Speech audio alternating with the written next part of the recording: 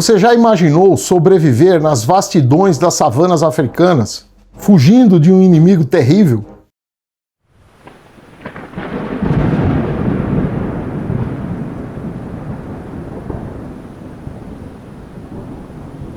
Hoje nós vamos contar a história de um personagem bem interessante que aparece aqui nesse livro, Os Fantasmas da África, né? Que é o general Paul von Letton. E essa história se passa na época da Primeira Guerra Mundial.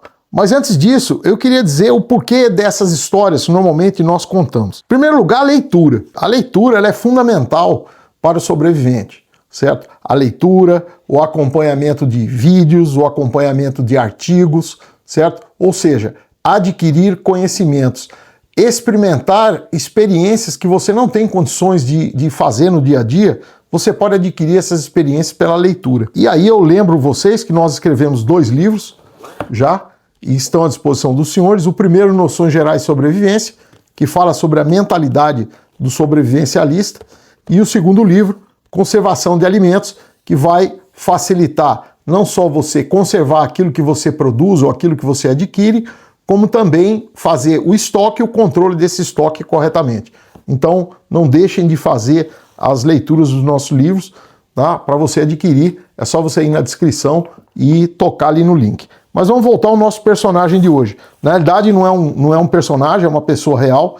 Então, esse general Paul von Letton, ele estava na África em 1914, quando estourou a Primeira Guerra Mundial. Apesar dele receber ordens, havia um acordo não formal entre os países na Europa de que essa guerra iria acontecer sem envolver as suas colônias. Eles sabiam que se essa guerra fosse para as colônias, particularmente na África e na Ásia, eles estariam enfraquecendo o seu relacionamento com os colonizados. Então, como todos os países da Europa tinham colônias no exterior, então Itália, França, Inglaterra, a própria Alemanha, então eles não queriam mexer nesse vespeiro, vamos dizer assim, né? Eles não queriam perder o poder lá. Eles brigavam na Europa, mas lá eles não queriam brigar. Mas existia esse general que estava na África e que repentinamente foi impedido de retornar ao seu país por causa da guerra. As rotas não eram seguras. E ele ficou lá. E quando ele ficou, o que aconteceu? Os ingleses resolveram desrespeitar esse acordo tácito, vamos dizer assim, mas se aproximaram daquela colônia alemã. E ele resolveu resistir. Ele não tinha exércitos, ele não tinha meios para fazer isso. E aí começa a aparecer a genialidade dele, que vai nos inspirar como sobrevivencialista. Então ele, numa situação extremamente inferior àqueles ingleses que poderiam invadi-lo, ele resolveu montar resistência. Ou seja, ele tomou ali o país, inclusive ele tomou do governador alemão, que tinha ordens de não lutar, vamos dizer assim, e ele falou, não tem cabimento o meu país estar lutando lá na Europa e eu aqui do lado sem fazer nada. Então ele toma o poder, literalmente, e começa a organizar a sua resistência, caso algum inimigo viesse ali. E veio. Então os ingleses vão lá e preparam um desembarque. Aparecem lá com uma série de navios. E o que von Letton tinha na época? Ele tinha alguma coisa, tropa muito pequena, mas ele tinha os nativos, um navio que foi pego no meio da guerra e não conseguiu chegar na Europa, então ele tinha um navio de combate lá com ele. Obviamente esse navio não podia trabalhar, não podia atacar, por exemplo, uma frota de desembarque inglesa, que foi o que apareceu lá. Então a primeira genialidade dele foi a maneira de se utilizar esse navio. O que ele fez? Ele pegou esse navio, entrou por um rio que era paralelo ao litoral e andou com esse navio até a hora que ele conseguiu progredir, né? Porque o rio ele tinha um calado muito pequeno, a profundidade era pequena. Então ele foi até a hora que o navio, vamos dizer assim, abarrancou, atolou, ou seja, a hora que o navio foi paralisado ali. Ele passou a utilizar os canhões do navio como artilharia para atacar a frota inglesa que estava chegando, tá? Então com canhões navais, e observadores a partir da praia. Então, na praia, que tinha uma vegetação densa, estavam ali alguns observadores que corrigiam o tiro do navio. O navio estava numa posição que ele não enxergava nada, mas os observadores podiam designar os alvos. Então, a primeira coisa é essa, ele usou um navio como guerrilha, como canhão de costa. Tudo isso era uma novidade doutrinária, foi um improviso ali, foi o que ele pôde fazer. E esse navio, ele causou uma série de estragos na frota, até que ele foi encontrado. Então, quando ele foi encontrado, ele combateu ali na medida do possível, e depois que ele foi bem danificado, eles saíram do navio, retiraram todo o armamento do navio, fizeram uma marcha longa carregando os canhões, carregando munição, suprimentos, para poder se juntar e se transformar agora numa outra tropa de Paul von Letton. Ele virou uma tropa de artilharia. Então começou como um navio, combatendo como um navio, e depois terminou como tropa de artilharia. Então é uma coisa inusitada, isso nunca aconteceu no mundo. Foi uma circunstância que ele conduziu muito bem. Então isso mostra a mentalidade aberta que ele tinha, com a finalidade de sobreviver àquela crise que ele estava vivendo, que era a invasão de uma colônia que ele considerava país seu. Era a Alemanha que estava lá, então ele estava lá defendendo.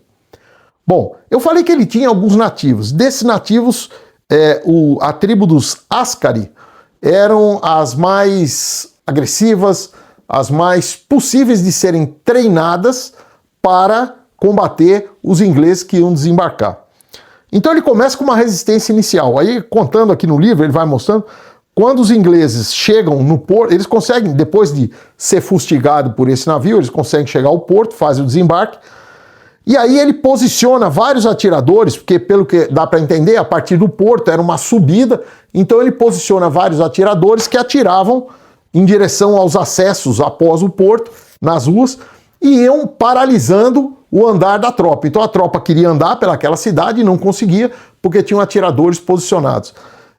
Houve até um local em que tinha uma colmeia de abelhas muito grande, e o atirador não atirava na tropa, atirava nas abelhas, para que as abelhas pudessem atacar a tropa. Então, assim, esse era o nível de resistência que eles puderam oferecer.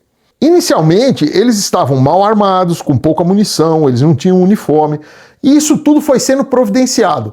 Cada vez que eles ganhavam alguma batalha dos ingleses, eles pegavam armamento, eles pegavam uniforme, eles pegavam equipamento, pegavam tudo e iam armando os guerrilheiros. Mesmo assim, por exemplo, uniforme, eles tiveram falta de uniforme em algum período, então eles resolveram produzir os seus próprios uniformes, tingindo roupas brancas, que era comum naquela época, de linho, de algodão, com café. Então aparece ali o uniforme caqui, né? Não foi exatamente ali que apareceu a primeira vez, mas para eles aparece a figura do uniforme caqui, que foi utilizado até o final da guerra. Então, apesar deles estarem numa guerrilha, ele havia a preocupação, como ele tinha essa formação, de uniformes, de providenciar tudo o que eles precisavam, mesmo que fosse de forma improvisada, tá? Por exemplo, a comida. Com os nativos, ele aprendeu uma série de técnicas de conservação de comida, então conservação de caça. Então eles produziam a comida deles, eles produziam comidas inclusive em conserva para poder transportar. Era bem interessante essa logística, porque eles não estavam preocupados em manter o território, mas sim manter a tropa inglesa naquele território. Ele tirou uma divisão inteira inglesa de lá da Europa, naquele território. Era o esforço de guerra dele. Ele, com uma guerrilha pequena, de um efetivo aí de um batalhão, aproximadamente 600 homens, ele conseguiu segurar ali dentro mais de 20 mil homens ingleses, que poderiam estar combatendo lá na Europa. Então o que ele fez? Ele foi retraindo e desgastando o tempo todo. E fazendo isso de uma maneira muito inteligente. Então, por exemplo, existia uma área pantanosa. Essa área pantanosa, numa certa época do ano, a partir do momento que começavam as chuvas, havia ali a proliferação da mosca do sono, né? Aquela mosca tsetse, que transmite essa doença. Então, ele se programa para resistir, mas para passar pelo pântano antes da chuva. quando ele sai da área pantanosa, do terreno, que era um terreno bem grande, ele sai da área pantanosa, começa a chover e os ingleses estão no meio do pântano. Então vários ingleses caem por essa doença. Então vejam bem o que é a mentalidade de sobrepor a um problema seríssimo. Ele não tinha efetivo para segurar a tropa inglesa, ele não tinha treinamento, ele não tinha nada de bom. O que ele tinha era a criatividade. E ele aprendia muito com os nativos. Então, muita coisa os nativos passavam para ele e ele implantava naquele batalhão dele ali para poder ir retraindo e tendo sucesso contra os ingleses. Então, por exemplo, armamento e munição eles não tinham. Então, eles faziam várias emboscadas para pegar isso dos ingleses. Tá? Eles receberam um carregamento de suprimento da Alemanha depois de muita tentativa de contato, né, e de integração à logística alemã, mas realmente o alemão estava preocupado lá com a Europa, não com a África. Mas eles recebem um Zeppelin, um balão, que traz uma carga de munição que aliviou bastante eles. Só que o interessante é que a carga de munição, tudo bem, mas eles desmontaram o Zeppelin inteiro, o balão inteiro. Então, com a lona que cobriu o balão, eles fizeram barracas, eles fizeram roupas, né? Com a estrutura metálica, eles utilizaram para fazer uma série de outras coisas, tá? Então, assim, tudo era aproveitado, tudo era aproveitado. A bebida deles, normalmente, era uma bebida local, uma bebida... Então, eles tinham o álcool, né? Uma bebida alcoólica, que os nativos utilizavam. Então, ele produziu isso daí, até charuto eles produziram, né? Com um tabaco improvisado ali deles. Então essa marcha do Letton foi extremamente interessante. O livro, eu vou mostrar aqui de novo, tá? Os Fantasmas da África. Esse livro pode ser encontrado em sebo. Ele tem uma série de lições de sobrevivência. Então procurem o livro, leiam.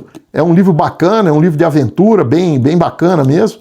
Mas ele nos inspira na nossa persistência e na nossa adaptabilidade. A marcha dele começou dentro do país dele, daquele país ali, daquela colônia, ele vai, depois ele entra num país neutro. Quando ele entra num país neutro, ele não pode mais ser perseguido pelo inglês, aí ele volta e pega a retaguarda daquela tropa que tinha perseguido ele e corta a logística da tropa dele.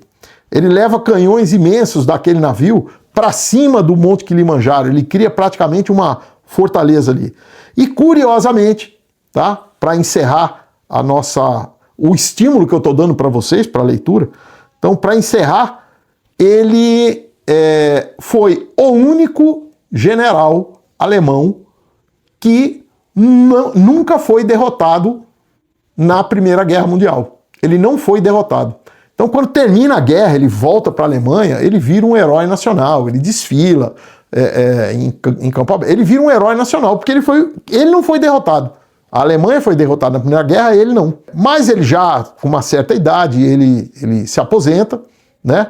E pelas suas convicções ideológicas, ele não é aproveitado na Segunda Guerra Mundial pelo Hitler. Ele estava no pessoal mais liberal, vamos dizer assim, né?